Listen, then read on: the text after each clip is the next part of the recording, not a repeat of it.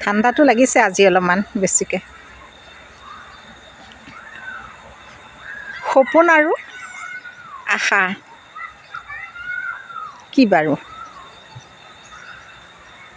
আমি সৰু বৰ বহুতো সপোন দেখি থাকোঁ,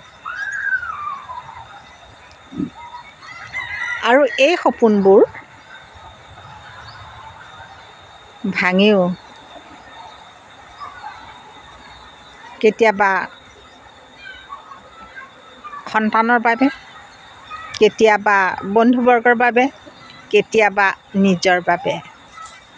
সপোন তেতিয়াই ভাগে যেতিয়া আপুনি দেখা সপোনতকৈ ডাঙৰ কিবা এটা হোৱাৰ আপোনাৰ আশা থাকে, বা আপুনি আশা থকা যেন দেখে।